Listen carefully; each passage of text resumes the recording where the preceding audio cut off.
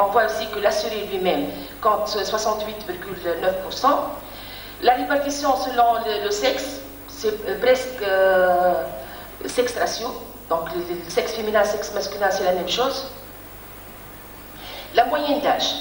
Ici, on a trouvé que l'âge minimum, on a un cas de 31 ans. L'âge maximum, 94 ans.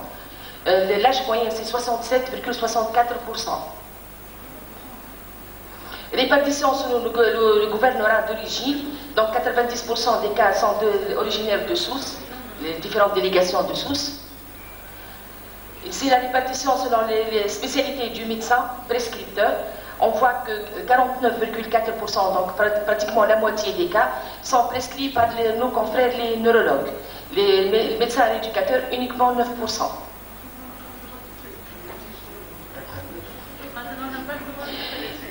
On a une bonne nouvelle. Je pense que le docteur Khashnewi,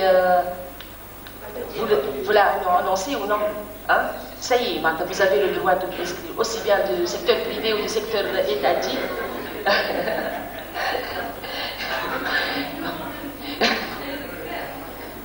Le secteur public a été toujours accordé centre de source, mais le secteur privé non. Mais à partir du 1er mai, ça y est, c'est accordé. Okay? Donc répartition sur le secteur d'activité du médecin prescripteur, nous voyons que 57,9% venant du secteur public. Répartition selon le type d'accident vasculaire cérébral, ischémique dans 66,5%, hémorragique dans 8,6%, et non mentionné, ici c'est un point très important. Je profite de cette occasion pour vous prier de bien remplir les formulaires de la CNAM, s'il vous plaît. Bien remplir les formulaires de la CNAM, aussi bien pour les demandes de prise en charge de l'éducation fonctionnelle ou de kiné, aussi bien pour les demandes d'appareillage, pour les demandes d'actes radiologiques. C'est très important pour nous. Vous vous adressez à des médecins, donc on est obligé de bien étudier les dossiers pour ne pas rejeter quelques demandes. Quelques demandes sont rejetées pour la simple raison, ce sont des demandes incomplètes ou des demandes titres non recevables. Hein? Voilà, durant cette étude, j'ai fait moi-même cette étude pour le non mentionné, surtout les médecins rééducateurs. Voilà. Répartition selon le type de la prestation demandée, donc essentiellement c'est la kinésithérapie, donc 80,5% des demandes mentionnent la demande de prise en charge de kinésithérapie, contre presque 20% de l'éducation fonctionnelle. Je pense que ça pose des problèmes pour les médecins rééducateurs. Répartition selon le type de la prestation demandée au centre régional de Sousse. Donc nous voyons ici c'est une demande de prise en charge initiale dans 56,8% ou prolongation donc 44%. Répartition selon l'existence d'une pathologie associée pour les 257 demandes de prise en charge. Nous avons une pathologie associée dans 82% des cas. Les pathologies associées, nous voyons 8,7% le diabète, 43% HTA, 36,7% HTA et diabète, et les autres pathologies associées telles que les cardiopathies, les troubles du rythme, surtout les cardiopathies. Répartition des 85 demandes de prestations associées. Durant cette étude, j'ai essayé de voir si les assurés ont demandé une autre prestation auprès de la CNAM au titre de prise en charge des accidents vasculaires, de leur accident vasculaire cérébral. Dans 3,5% demande de prise en charge d'orthophonie, dans 8,2% actes radiologiques et appareillage uniquement, donc pour le problème des orthèses qui n'est pas vraiment demandé. Pour les autres apparillages, 49,4%, c'est les appareillages roumassants, les chaises roulantes, les matelas anti-escale, les coussins anti-escale. Pour les examens radiologiques, donc 38,9%. En conclusion, le coût de la prise en charge des accidents vasculaires cérébraux en Tunisie ne cesse d'augmenter, et ceci s'explique en partie par la facilité d'accès aux soins suite au nouveau régime d'assurance maladie qui offre des soins pris en charge intégralement et sans plafond. Aussi, l'exposition accrue à des facteurs de risque vasculaire résultant du changement de mode de vie et du profil professionnel et culturel de la population. Troisièmement, le nombre de séances et puis la prescription.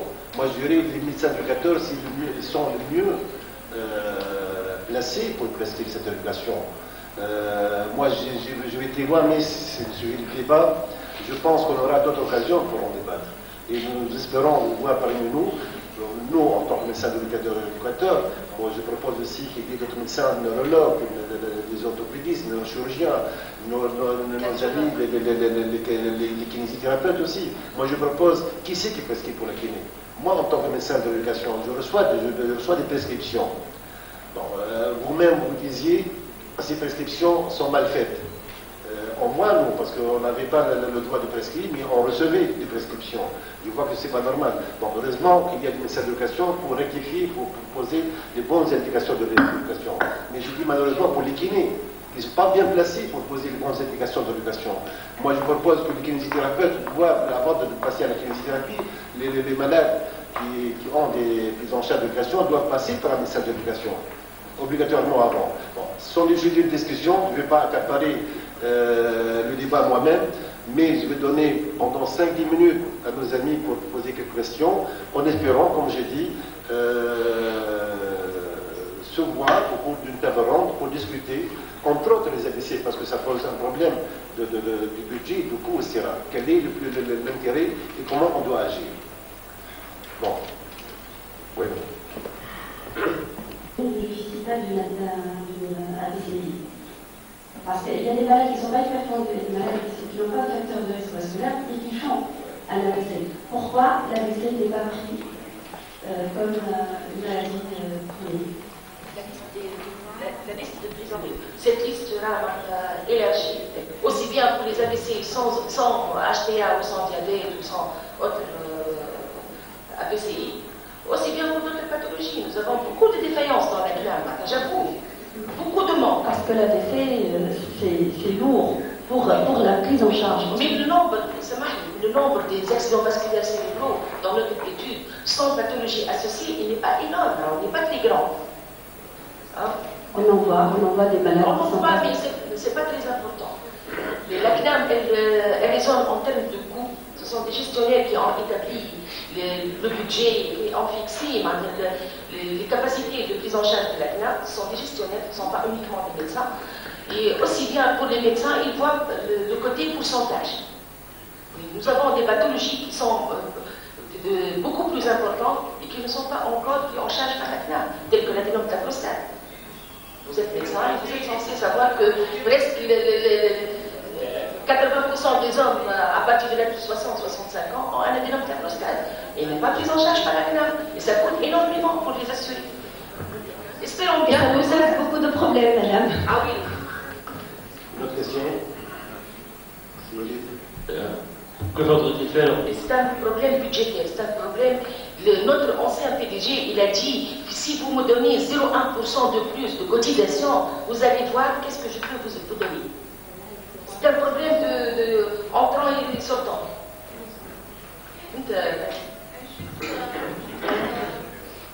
Merci pour votre présentation. Juste que vous ne pouvez pas vous en sortir pour quand prolonger, quand arrêter et tout. Donc moi je propose tout simplement, pourquoi pas ne pas demander votre avis sur certains dossiers pour lesquels vous êtes un peu bloqué. Voilà. Pour l'expérience, le service de médecine physique de Sousse, avec tout le monde, on travaille maintenant en collaboration directe. Je pense que je prends toujours de la vie. Et on se limite aussi de ce manuel de procédure. Hein. Voilà. Je l'ai admis avec moi. Oui, madame Raoult. Je voulais juste avant revenir sur nous adressent les patients pour des expertises. Et en fait, ça rentre dans le cadre justement de l'évaluation non seulement du programme qui est réalisé, parce qu'on doit voir avec le malade quel a été le programme réalisé effectivement et quelle a été l'évolution clinique du patient. Et ce n'est que comme ça qu'on peut justifier sur des bases solides, et c'est ce qu'on va voir au courant des autres exposés qui vont venir, comment arriver à une meilleure maîtrise des soins pour permettre aux gens qui en ont vraiment besoin de bénéficier des meilleures techniques et de traitement et de rééducation. C'est ça notre but à tous, hein. C'est une meilleure maîtrise des soins de la santé, mais à bon escient. Mais je pense aussi qu'on devrait se réunir pour changer les imprimés.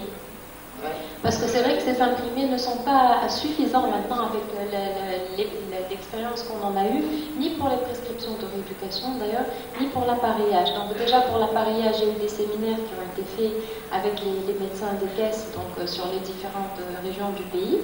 On espère que ça aboutira en termes d'urgence, en termes de description, en termes de qualité de ce type d'appareillage orthopédique notamment. Merci Madame pour votre excellente intervention. Pour la CNAM. Moi je pense personnellement que parmi les facteurs qui ont contribué à l'augmentation de ce coût par rapport à la CNAM, c'est ce manque de prescription, c'est ce manque de passage par le médecin physique quant à la prescription. Tous les médecins prescrivent, tout le monde prescrive, alors que les médecins experts en matière d'actes de rééducation, ils étaient donc écartés de la prescription. Et je pense que ça va se résoudre avec donc la nouvelle et puis en plus, donc je pense qu'il y a un autre élément, c'est que si on exige à ce que avant toute prescription d'acte de rééducation, on exige une consultation par un médecin physique, tous les patients qui, avant de bénéficier de séances de rééducation, d'un protocole de rééducation, pour la prescription du protocole et pour la bonne prescription, une bonne indication à ce qu'on exige une consultation faite par un médecin physique avant de passer au kiné ou à l'orthophoniste ou à l'ergothérapeute pour bénéficier de son protocole, cette consultation, elle pourra minimiser les coûts et pourra bien orienter ces patients et bien indiquer ces actes de rééducation. Oui, on peut proposer ça a beaucoup de problèmes avec les autres spécialités, à savoir les neurologues et à savoir les rhumatologues. Tout le monde est censé compétent dans sa matière. Non, c'est un gros problème, madame. C'est un gros problème quand on envoie, nous, un malade pour se faire opérer d'une hernie discale, l'indication est ou bien selon la technique chirurgicale. C'est pareil pour quand on envoie un malade en orthopédie, il y a une lésion méniscale, on peut le faire, le diagnostic. Il y a une lésion ligamentaire, on fait le diagnostic. Mais quand même, ce malade, il va faire une consultation d'orthopédie, et l'orthopédiste qui va poser l'indication d'une chirurgie à ciel ouvert, ou soit arthroscopie, ou telle plastique. Donc, c'est un faux problème et vous êtes, la majorité des médecins ont été fixés pendant des années sur cet aspect. Moi, je vous assure, quand on reçoit des prescriptions d'éducation, moi en tant que médecin, il y a énormément d'erreurs diagnostiques. Il n'y a jamais eu de protocole. Aucun médecin, neurologue, orthopédiste n'est capable de prescrire un protocole d'éducation. Soit ils mettent kinésithérapie, point, soit ils mettent n'importe quoi, infrarouge, massage. Vous voyez des prescriptions. Bagnothérapie. Mais il y a le médecin sans conviction. Et c'est le médecin d'éducation qui est le mieux placé, le mieux adapté pour donner le bon protocole et ça va faciliter pour les kinésithérapies. Et puis je vous prie de une chose, de ne pas faire la confusion entre kinésithérapie. On n'est pas en concurrence kinésithérapeute et médecin physique. Et quand vous parlez de l'éducation, ce n'est pas la kinésithérapie. Par exemple, vous avez dans votre protocole de prise en charge, pendant les 3 premiers mois, 5 séances par semaine d'éducation ou kinésithérapie. Bon, on fait quoi? L'éducation ou de kinésithérapie? Il ne faut pas qu'il y ait de confusion ou de conflit. Autre chose, si vous proposez 5 séances d'éducation, dans cette séance, il y a aussi l'orthophonie, c'est compté avec ou non? Il y a aussi éventuellement l'ergothérapie. C'est inclus dans 5 séances ou non? Si on fait 5 séances dans un centre d'éducation, 5 séances de kinésithérapie, mais si on propose de faire des séances d'ergothérapie ou d'orthophonie, ou les deux à la fois, ce sont des séances en plus ou on se limite à 5 séances? On se limite à 5 séances.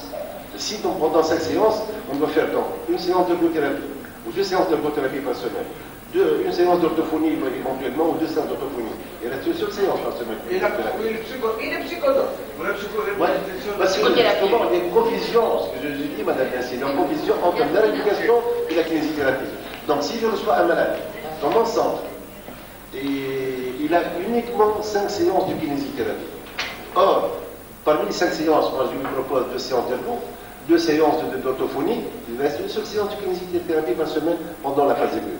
Donc, comme j'ai dit, il y a énormément de choses à discuter, et puis même sur le plan, le temps aussi, impact. Il est évident qu'une séance en phase aiguë pour un malade de en charge de l'éducation, on doit qu'on soit en consensus, qu'on ait un consensus, combien ça dure une séance de kinésithérapie ou d'éducation. Et le coût aussi. Il est évident, un malade de éducation, un malade, vous avez vu hier, un malade d'éducation de hémiplégique, et qu'ils ont énormément de problèmes, des fonctions supérieures, d'autophonie, de communication, de transfert, énormément c'est un malade très lourd. À comparer avec le même tarif pour un malade d'orthopédie ou de rhumato, moi je préfère prendre en charge le malade d'orthopédie et ne pas prendre en charge le malade hémiplégique. Ou bien. Ou c'est un forfait fixé par la CNAM et les médecins éducateurs. Justement, le but pour améliorer ces prestations, pour améliorer le devenir, le pronostic de la qualité de soins pour ces malades, il y a énormément de choses qu'on doit discuter ensemble pour l'intérêt de tout le monde. Mais ce tableau a été établi par la Sotumer. Oui, je pense qu'il faut le faire évoluer. Si vous voulez bien, c'est Hamd, on ne va pas résoudre tout. Et c'est souvent ce qui fait que les médecins de la CNAM ne viennent pas toujours à nos réunions de la Sotumer. Et je vous remercie d'être venus, parce que c'est vrai que même quand des fois on fait des réunions pour la gym, les enfants, les cas neurologiques comme les infirmes moteurs, cérébraux et tout, on a souvent des problèmes comme ça avec la CNAM pour ces cas particuliers. Donc je pense que c'est à la Sotumer d'essayer de voir dans l'avenir, de revoir ce tableau, de revoir la durée et éventuellement pour des cas neurologiques. Non, kiné-rééducation, je vais vous dire pourquoi est-ce qu'on l'avait mis en fait. C'est parce qu'on n'a pas partout des médecins rééducateurs, malheureusement. À Bizerte, vous n'avez pas de médecins rééducateurs. Qu'est-ce qu'ils vont faire les gens de Bizerte? Ils ne vont pas faire de rééducation fonctionnelle, ils n'ont pas le choix. Il y a des régions de la Tunisie, on espère que les jeunes iront les couvrir. Mais il y a une petite astérix, normalement, qui a été mise, c'est qu'à la phase initiale, ce qu'on avait demandé, c'est que les gens soient pris en charge en rééducation fonctionnelle, si c'était disponible à proximité géographique.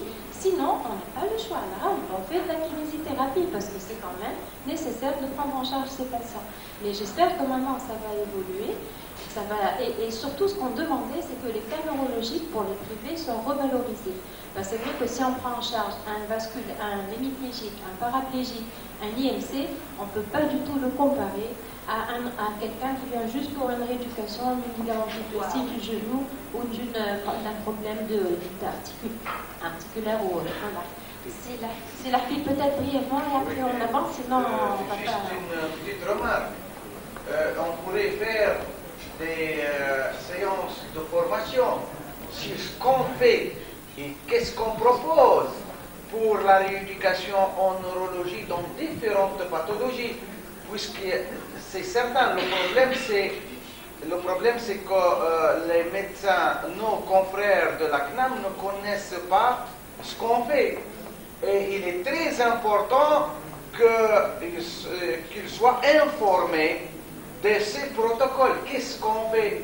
Comme ça, il n'y aurait plus d'amalgame ou de tout ce qui s'est passé ou de confusion entre kiné et rééducateur s'efface complètement. Il n'y a pas de concurrence, c'est complètement différent. C'est différent. Il n'y a même pas d'intersection, c'est complètement différent. Et pour que ça soit compris, il faudrait faire des séances de formation. Et je pense que la Sotimer elle est présente et elle pourrait faire dans chaque région cette formation. Merci encore une fois, Madame Sarah, d'être présente parmi nous. Inch'Allah, dans d'autres occasions. Merci, Monsieur le Président. Ce matin, il y a juste un président. Je suis le président sortant de la Sotimer. Je profite de cette occasion pour féliciter notre nouvelle présidente, Mme Mensal, qui a réussi à décrocher la confiance de tous les membres de la société. Et je lui souhaite tout le courage au cours de ce mandat. Et après cette discussion, j'espère qu'elle a bien compris qu'il y a beaucoup de choses à faire.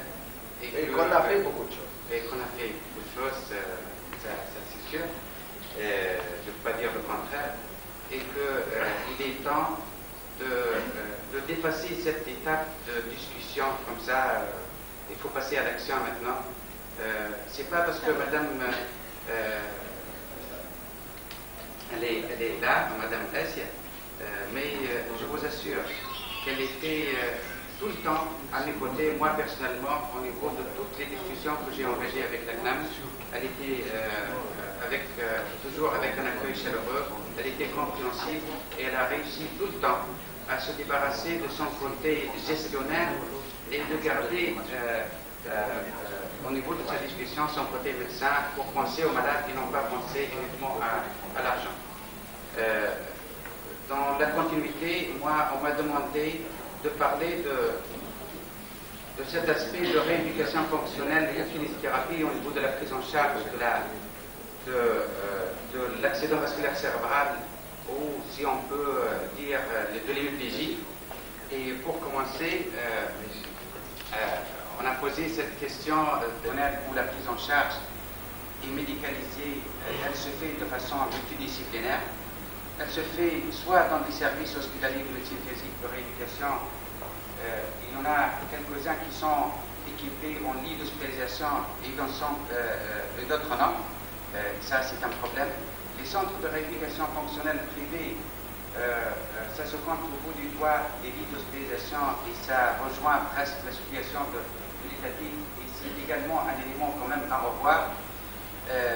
Dans ces centres, les techniques sont orientées plus curatives et pour guider cette plasticité cérébrale, pour la stimuler dans tous les aspects de cette plasticité cérébrale qui dépasse la locomotion ou le déficit moteur. Parce que hier, moi j'avais l'impression qu'on confondait par moment la notion de locomotion et de la déficience motrice. Le langage, pour moi, c'est pas de la locomotion, mais il y a derrière ce groupe de langage un déficit moteur. La kinésithérapie, il y a de l'activité kinésithérapie, parce que quand on parle de centres de rééducation médicalisés ou hospitaliers ou privés, il y a des kinésithérapeutes dedans. Mais quand on parle de kinésithérapie, c'est le secteur libéral et l'accompagnement à domicile, et on trouve également les structures de long séjour. Quel patient, ça nous ramène à cette notion qui prend de plus en plus maintenant de la place dans notre exercice de la médecine. Cette médecine qui est de plus en plus basée sur les preuves. Et hier, j'avais l'impression également qu'on a passé à côté un peu des échelles d'évaluation pour classer ces malades. Quand on a essayé de revoir la bibliographie, je vous assure qu'on n'a pas trouvé grand-chose qui parle de pour éclaircir qui va en rééducation et qui c'est évoqué un peu partout, mais pas de façon claire. Le seul, si on veut dire, deadline qu'on a pris en considération, c'est cette conférence d'experts qui a été présentée par la SOFMER. Et dans cette conférence, on a retiré pour rappeler qu'il y a quand même des échelles d'évaluation. La principale échelle qui est la plus utilisée maintenant et de plus en plus utilisée, c'est le National Institute of Health Stroke Score, le NIHSS, et que beaucoup parmi nous le connaissent et qui mérite quand même de prendre plus de place dans nos évaluations. Il y a également le score de Glasgow, il y a également le score de Bartel, que maintenant il a pris de l'âge, mais qui continue quand même d'avoir sa place au niveau de nos évaluations et qui peut être décisif au niveau de nos décisions de prise en charge. Quelqu'un qui a un indice de Bartel au-delà de 45, il peut être sujet à un retour à domicile et pris loin. Quelqu'un qui a un Glasgow quand même trop bas, avec des risques vitaux, il faut qu'il soit pris dans des structures qui sont agréées à cette prise en charge. Maintenant, la rééducation, elle n'est plus approuvée. La prise en charge rééducative, elle n'est plus approuvée.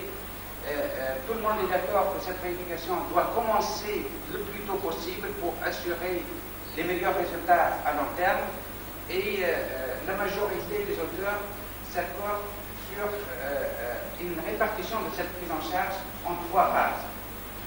Ces 3 phases, il y a la phase aiguë où les malades sont pris en charge dans des centres spécialisés de neurologie et on espère d'en avoir plus et davantage en Tunisie parce qu'on en manque, on n'en a presque pas. La rééducation, elle est indispensable dès les premiers jours et on va revenir aux objectifs de la rééducation au cours de cette phase pour prouver sa nécessité dès les premiers jours. Elle dépend de l'importance des déficiences et elle est essentiellement passive parce que on sait tous que les troubles des fonctions supérieures ne laissent pas trop de possibilités de participatives pour nos patients. Pas de rééducation intensive trop tôt parce qu'il est prouvé qu'une charge de travail assez importante elle peut être délétère au cours de cette phase. Les objectifs primordiaux au cours de cette phase sont la prévention des complications de décubitus, la préservation du capital fonctionnel, et s'il y a possibilité de l'améliorer, pourquoi pas, et de guider la plasticité post-lésionnelle précoce. Ça a été largement détaillé hier, c'est pas la peine d'y revenir. La prévention des complications de décubitus, on sait tous qu'ils sont quand même trop défaillants. Ils sont exposés à la pathologie d'alignement et on trouve le risque majeur des escarres, des accidents thromboemboliques, des encombrements respiratoires, des fausses routes, des douleurs, des rétractions musculotendineuses. M. Graciès hier a dit que j'ai bien apprécié sa façon d'exprimer l'installation de ces rétractions musculotendineuses. Ça s'installe à vue d'œil devant nous, mais parfois, quand on n'y donne pas de l'importance, on ne s'en aperçoit pas et donc on ne les prend pas en considération. La préservation des capitaux fonctionnels, elle prend deux aspects. C'est essentiellement la rééducation motrice qui peut nécessiter généralement 2 séances par jour. À ma connaissance, c'est ce qu'on fait actuellement en hospitalisation. Si la motricité est satisfaisante, le travail de reprise de la marche doit être débuté le plus tôt parce que ça donne plus de stimulation, ça donne plus d'autonomie et il peut être démarré en unité aiguë et pour préparer un retour à domicile qu'on cherche tous et qui serait quand même la bonne alternative. Si la motricité ou la sensibilité sont très défaillantes, la rééducation doit être progressive et ça doit nous obliger à préparer un passage dans des structures, dégager les centres d'urgence et pour assurer une bonne prise en charge de ces malades. La préservation du capital fonctionnel, c'est également la rééducation de l'aphasie. Elle doit être démarrée dès les premiers jours. Ces objectifs sont essentiellement d'empêcher l'enfermement de ces malades dans des stéréotypies et les orthophonistes maîtrisent bien ces techniques, ils connaissent bien le problème maintenant et on en a de plus en plus d'orthophonistes en Tunisie, mais j'ai toujours l'impression que ce domaine n'est pas épuisé, n'est pas rentabilisé à sa vraie valeur. Au cours de cette phase aiguë, l'orientation à la sortie du service de neurologie, elle devrait être faite logiquement en consentement entre les neurologues qui ont accueilli les malades, le centre aigu, et les médecins de rééducation.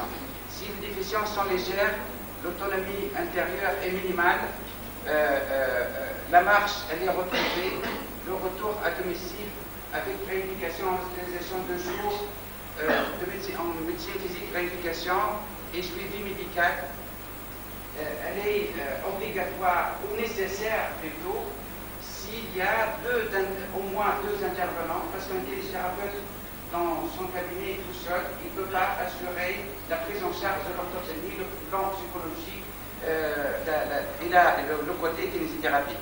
Le retour à domicile avec kinésithérapie externe, si le déficit moteur il est isolé, mais pour nous en Tunisie, quand on avait discuté et préparé ce tableau qui a été présenté tout à l'heure comme deadline, on n'a pas de médecin rééducateur partout, on n'a pas d'orthophoniste partout, mais on a toujours, presque dans la majorité des cas, des déficits moteurs, des problèmes orthopédiques, et quand il n'y a pas la possibilité, mieux une kinésithérapie que de les laisser isolés. Si les déficiences sont importantes, limitant l'autonomie intérieure, il faut quand même garder la place à une hospitalisation traditionnelle en médecine physique et de rééducation. La phase subaiguë. La phase subaiguë, dans les services de médecine physique et rééducation, ses objectifs sont la récupération des déficiences, récupération des fonctions, mais également, il faut toujours garder à l'esprit que tout ce qu'on est en train de faire, c'est pour préparer un retour à domicile dans les meilleures conditions. Le profil de récupération au cours de cette phase, ce qu'on peut retenir, c'est que dans les 3 premiers mois, la récupération elle est très importante et c'est un élément qu'il faut prendre en considération pour guider cette phase, la récupération. La seconde période, 3e mois vers le 12e mois jusqu'à la première année, la récupération motrice est plus lente, mais elle est encore là. Et il faut toujours s'acharner à donner plus d'autonomie. C'est une phase de plasticité cérébrale, et cette plasticité cérébrale, son deuxième aspect, elle prend 2 aspects. Le rétablissement de la fonction avec des parties intactes qui récupèrent leur mode de fonctionnement normal, mais il y a également un aspect de réorganisation de la fonction avec retour de la fonction sur un mode différent. C'est les phénomènes de compensation. Et quand on dit compensation, on sait tous qu'il y a des phénomènes de compensation qui peuvent être gênants au niveau de la fonction et qu'il faut prendre en considération pour guider ces compensations pour donner plus d'autonomie et plus de garant au niveau de la récupération fonctionnelle. La phase succalaire, son objectif préférentiel, c'est de conserver le potentiel fonctionnel parce qu'on a dit, et tout le monde est d'accord, que la récupération, elle va se ralentir et elle peut être stoppée. Au-delà d'un an, l'efficacité, maintenant tout le monde est d'accord que l'efficacité de la rééducation décroît, même si elle n'est pas nulle.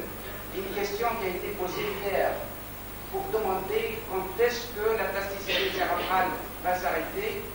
Moi, j'avais envie de dire que c'est à long terme, parce que tout le temps, on a de la plasticité cérébrale, que ce soit le petit, que ce soit la personne âgée. Mais tous, il ne faut pas voir que la partie visible de cet iceberg. C'est vrai qu'on est devant une lésion cérébrale, mais en fin de compte, on est devant un être humain. On sait tous, ceux qui s'occupent de la gériatrie, ils savent qu'à un certain âge, au-delà de 60 ans, il y a de la sarcopénie qui va s'installer. Et tout ce qu'on perd, on risque de ne jamais le récupérer. Donc un inclusif, en fin de compte, c'est un être humain qui va subir l'effet de l'âge et qui, avec la moindre mobilisation, le moindre entretien, ça peut lui apporter un plus au niveau de sa plasticité cérébrale. Son indication à partir de ce délai devrait se faire au cas par cas, parce qu'on voit tous dans notre pratique de tous les jours qu'il y a par moment des phénomènes de dépression, des phénomènes environnementaux qui se greffent sur ce déficit, même si les capacités fonctionnelles sont stables pour un moment, qui peuvent engendrer des pertes de performance. Et toute perte de performance, s'il n'y a pas de suivi, elle ne peut pas être dévoilée. Et toute perte de performance doit nécessiter quand même le recours de la prise en charge. C'est vrai qu'au cours de cette phase, maintenant, il est établi que l'auto-rééducation, ça prend toute sa valeur. Mais auto-rééducation, ça nous ramène à savoir évaluer pour détecter les problèmes, à savoir bien orienter cette rééducation, parce qu'on sait tous qu'il y a beaucoup de ce qu'on propose comme auto-rééducation n'est pas bien fait, parce que celui qui l'a proposé, il n'a pas expliqué à son patient comme il se doit. J'ai trouvé dans cette conférence de consensus un élément qui m'a laissé penser quand même à beaucoup de révision au niveau de ce qu'on fait. C'est ce qui est dit, j'ai copié et collé ce qui est écrit dans le texte. À défaut d'équipe multidisciplinaire structurée, l'ergothérapie a un effet positif sur les activités de la vie quotidienne personnelle, instrumentale et à la participation sociale.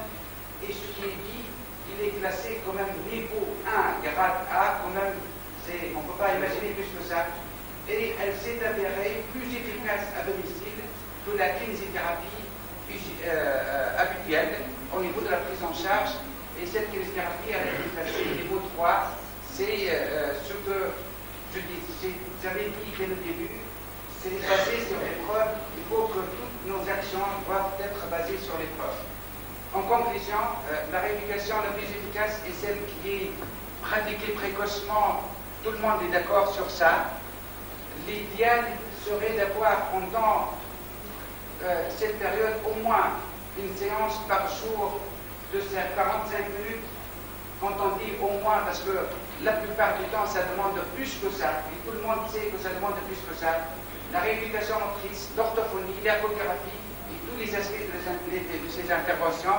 Et ce qu'on avait proposé pour la CNAM et qu'on avait discuté 4 à 5 séances par jour, par semaine, on trouve que c'est les minimums. Parce que quelque part, comme médecin, on a un rôle social et on pense à la CNAM, on pense à nos malades, on pense on a quelque part cet aspect de charité et il ne faut pas, on est quelque part gestionnaire. Et donc on pense à tous les aspects. Dans ce qu'on a proposé, il y a le côté gestionnaire du médecin rééducateur, mais il y a également le côté médical du médecin gestionnaire, du médecin rééducateur. En cas de déficience motrice pure, une kinésithérapie de base doit être assurée, mais on sait tous que la déficience motrice pure, c'est relativement rare, mais les aspects, moi, les premières questions, la première fois que j'ai commencé à m'intéresser vraiment à l'hémiplégie, c'était, on a vécu tous des expériences, c'était l'expérience que j'avais vécue en fin des années 90, ça remonte pas très loin, mais c'est un malade que j'avais pris en charge qui avait fait un accident vasculaire cérébral, il était interprète dans une très grande chaîne hôtelière européenne qui parlait 5 à 6 langues et qui se trouve du jour au lendemain avec des capacités motrices correctes mais avec une aphasie. Et je vous assure que sa prise en charge était quand même très très difficile parce que vous imaginez que l'impact avec des capacités de compréhension qui sont très correctes mais des difficultés d'expression pour quelqu'un qui parlait quand même 5 ans et qui côtoyait beaucoup de gens dans ces journées. En présence d'une déficience, une prise en charge au milieu de rééducation professionnelle médicalisée, soit en anesthésie ou en hospitalisation, doit être indiquée. Et ce qu'on a proposé à la CNAM, Madame Zili tout à l'heure l'a signalé, c'est qu'on avait mis quand même un aspirite. Il ne faut pas que cet aspirite soit oublié. Quand il y a des centres de rééducation et que les malades sont nécessiteux d'une prise en charge multidisciplinaire, il ne faut pas que la prise en charge doit se limiter à la kinésithérapie. Mais on a pensé à nos patients, on a pensé à notre Tunisie et on est tous censés penser de la sorte parce qu'on n'a pas de médecins de rééducation, on n'a pas de centre médicalisé partout et que nos malades, le minimum qu'on doit nous offrir, il faut l'offrir. Et je vous remercie à la fin. Sur la place, on ouvre la discussion pour les présents.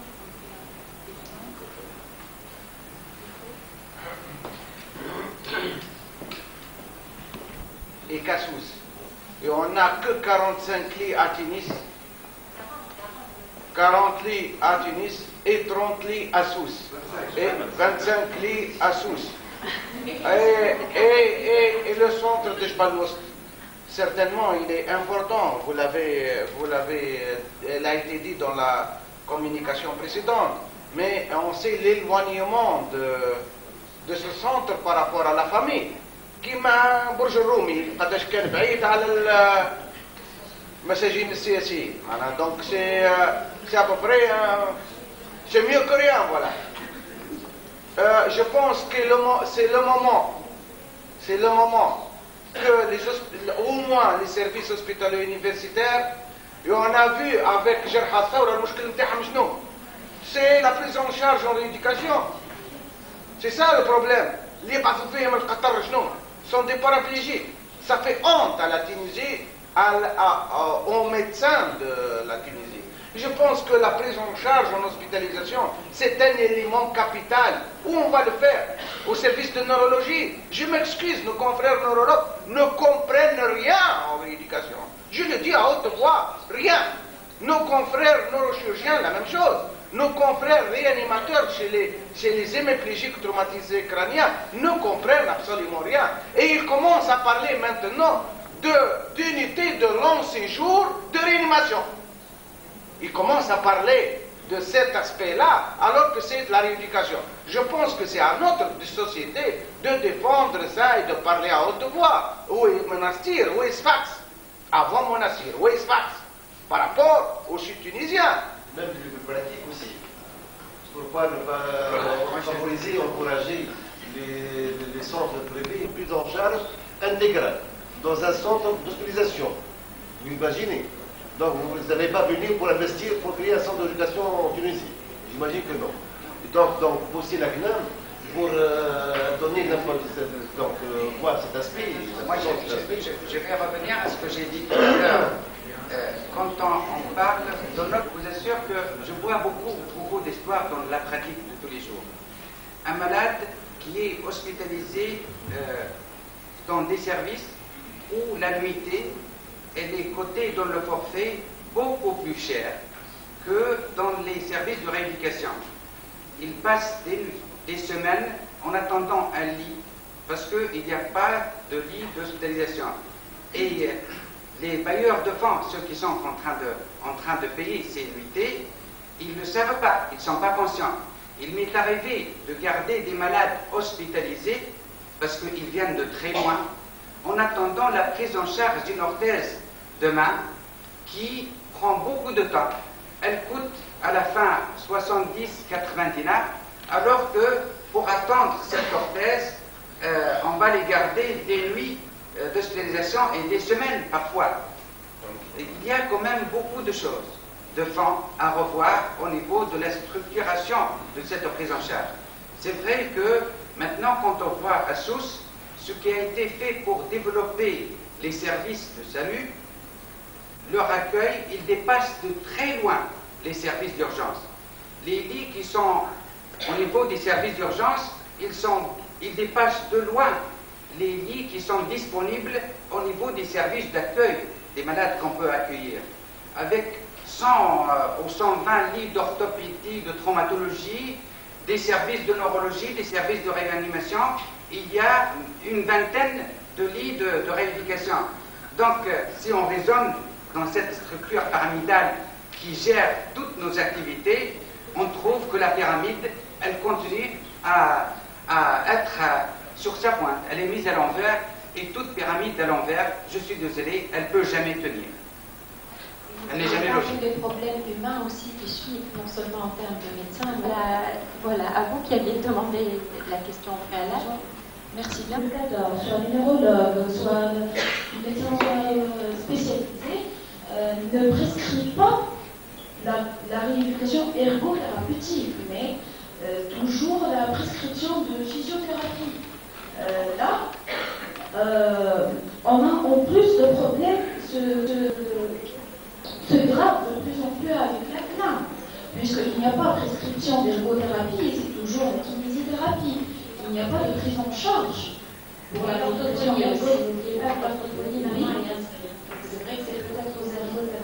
c'est plus difficile avec l'ergothérapie que l'orthophonie. Même au sein des services de rééducation dans les hôpitaux, il n'y a pas de prescription ergothérapie. On trouve toujours la physiothérapie, malgré l'importance de cette rééducation. Après tout, le physio